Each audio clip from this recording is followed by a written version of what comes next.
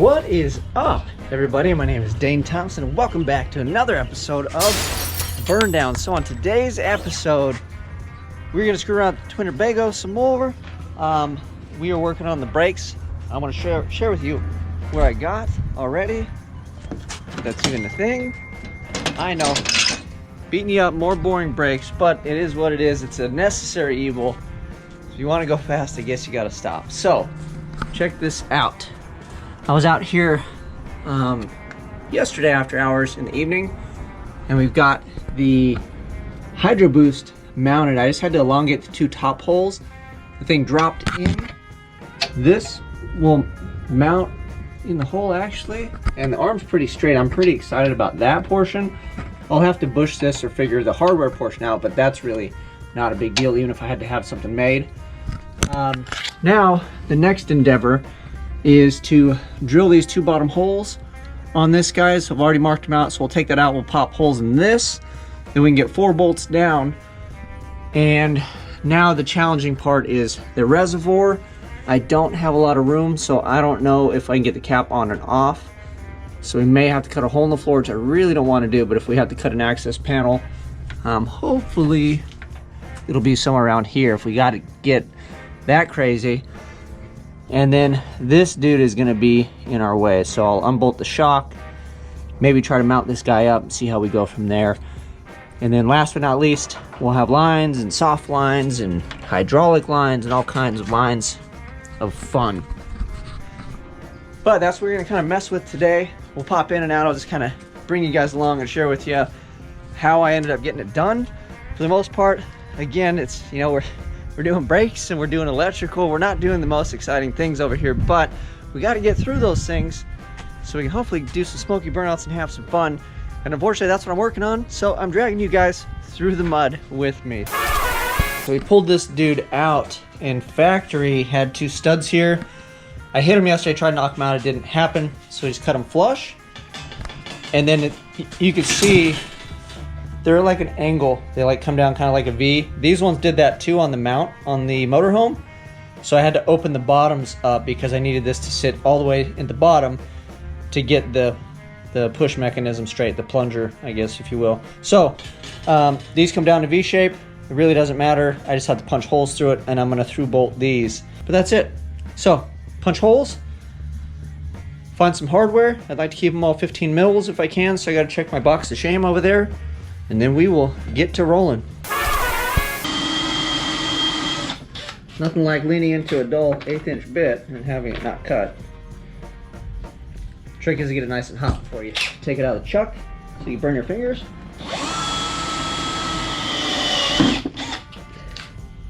Alright, I thought we were gonna get lucky and snap a bit, but we didn't. Winning, maybe.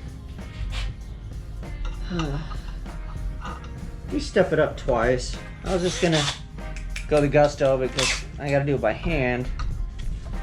We'll be friendly. Drilling holes is my new favorite thing in the world. Hey, that was easier than I thought. Look at it, it's in a jacked up spot. See, it's in that crease. But it kind of held a bit, so that worked out. And this one, we are off. But we're still not up to size, so I'm gonna oversize it and hopefully that'll compensate.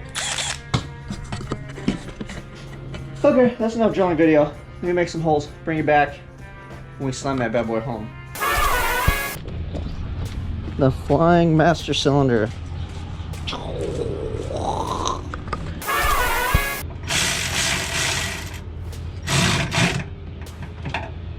Nailed it. All right, so my holes worked. Bam, there you go. So that'll be somewhere around there. That's a pretty straight shot, so I'm good with that. We got 4 bolts. I'm not gonna tighten those all the way down. We'll snug the top ones. Those can just stay because, you know. Anyway, let me slam those down and then we'll get the reservoir and see what kind of terrible mess we got. All right, so if you did or didn't watch my other video, pick apart, put a hole in the plastic reservoir. So I think I'm just gonna try to fit it in there as a whole. The reservoir will come off, but I don't know. Let me take the lines off and just try to stuff it in there. That's the easiest thing to do. See what happens. If that doesn't work, maybe we can take the plastic piece off and try to fit the donkey nose in there. But let's go struggle. I'm excited. So we got 2 points of good news and 2 points, well, 1 point of bad news. So 2 good, 1 bad. One good part is there's shade under here and there's kind of a breeze. It's like freaking 100 today. So it's really cool underneath here. Like the concrete's cold. So I'm digging that because I got to be under here majority of the day. Bad news is the master cylinder doesn't fit. So at least it's cool because I'm going to be under here majority of the day. Actually though, the second point that I have is the master looks like it might actually clear, like bolt right on and clear the shock tower and everything. But the reservoir is too tall. So I'm gonna just take the reservoir off, see if we can fit the master by itself. If that clears, I'm actually really excited because then my other option is I can either cut a hole in the floor for like an access panel, or I can just look online real quick and see if they make a little bit shorter or smaller master cylinder for this application. Granted, I kind of like the big dog because in case it leaked or something, there's like a lot of fluid and hopefully I'd catch it before we had a real issue. So we'll just have to see how it goes. So let me see if I can fit the master itself and then we'll move on. We'll probably cut the floor out. I mean, I'm just spitballing here, but we're gonna cut the floor out. Alright, so here she is. Technically I gotta take it off anyway because it has a hole in it, so not a big deal. So I'll just knock these pins out. This should come off, and then we'll test fit the actual master by itself. And if that flies, I'll be pretty excited, other than we'll have to figure out what to do with this, guys.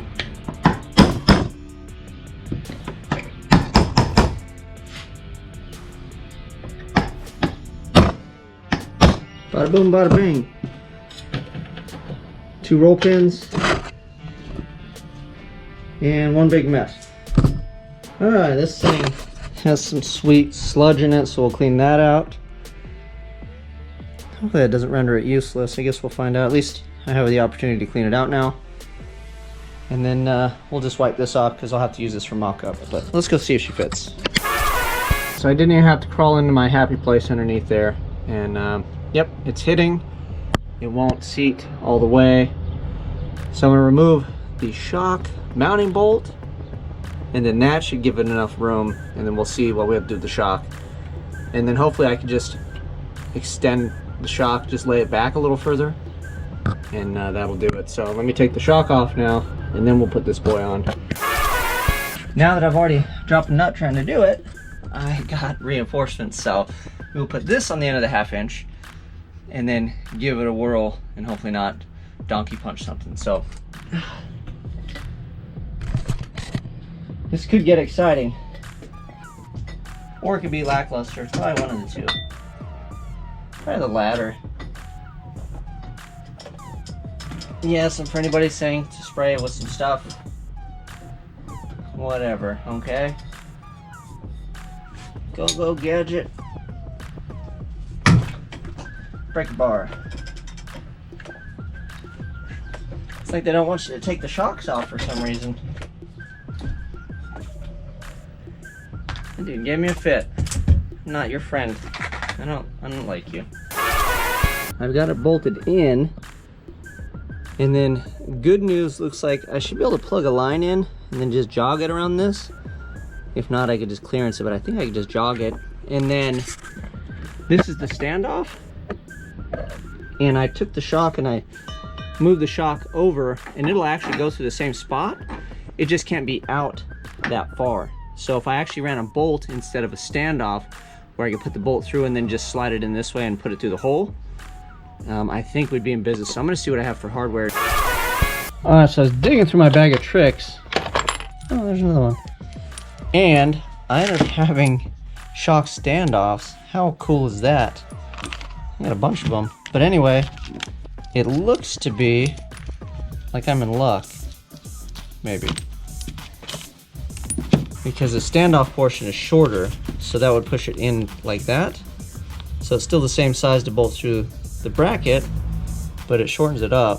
So I'm gonna try one of these and keep my fingers crossed. If that works, that is like it is freaking meant to be. That is rad. And then if not, I got a big boy, but that's really long. I guess I can go this way with it though. And then that shortens it up. So we've got options. So I'm actually really excited. I'll see what else I have. Looks like I got washers and everything. So it's a nice thing when you build stuff.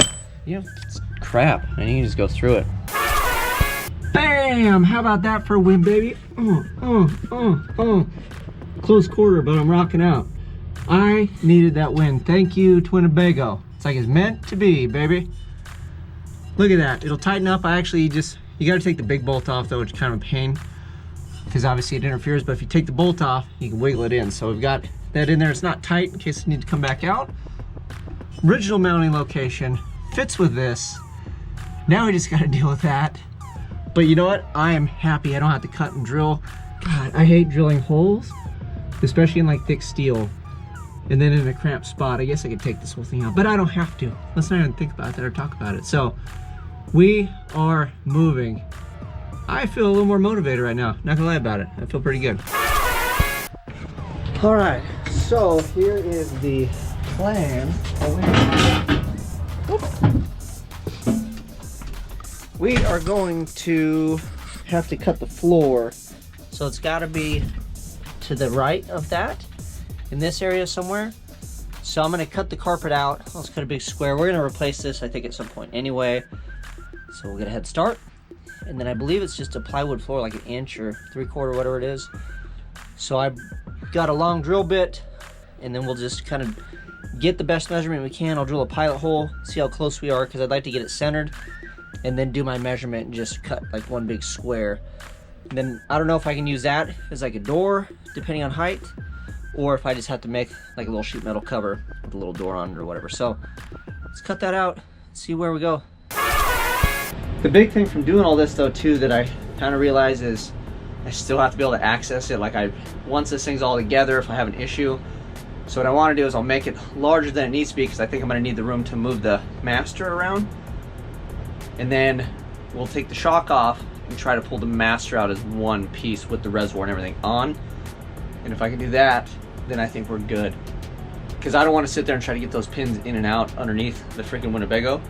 I need to be able to put the master cylinder on in position. So let me figure out how to cut this thing. All right, I marked this off. I have a metal blade, which I'm hoping doesn't set the thing on fire. But I got a couple of these dudes hanging out just in case. Actually, this was sitting here anyway. But everything is super old and super just probably flammable in this guy, and I really don't want to burn down my motorhome. So we'll cut it, we'll see how it does. I've never actually set wood on fire cutting with one of these, but I'd imagine there's a lot more friction than cutting going on. So it's what I got. It's our options, boys.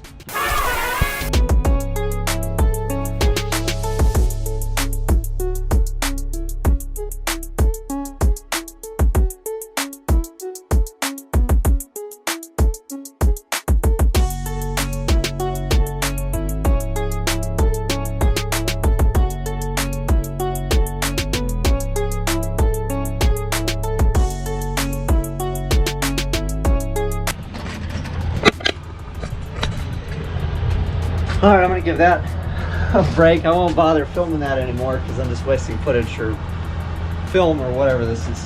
I can't even think more, man. You know when you're at a campfire and you're hanging out and then the wind picks up and it always blows like right where you're sitting?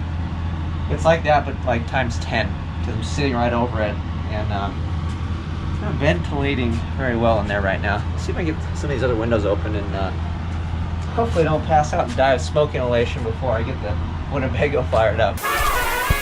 Well, here it is in all its glory. We're a little off to the left, but I kind of just want to make one cut, have some room to work, and I guess that's what we have. It's actually funny because it's super tight on this. Well, that's not really that bad, but I have to take the plastic or the tape out of there and actually plug it in and see where we end up.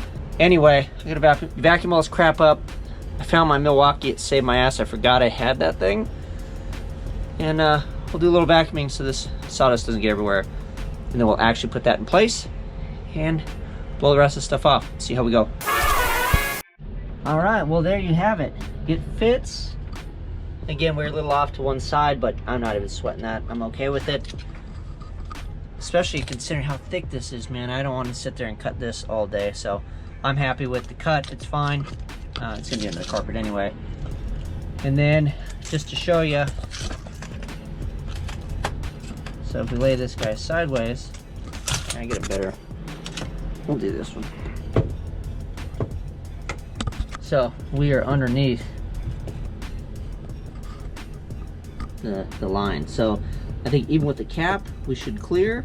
It's gonna be super tight, but I'm okay with that. I think even if it pushed on the cap or whatever, it's not like we're gonna stand on this all the time, hopefully. So now I just need to figure out some sort of a door, and then I'll have access to get in here and work if I need to. So that's what we're gonna do. I'll bring you back when I got some type of contraption for a door. I've got some 10 gauge, that's like 16th inch thick steel.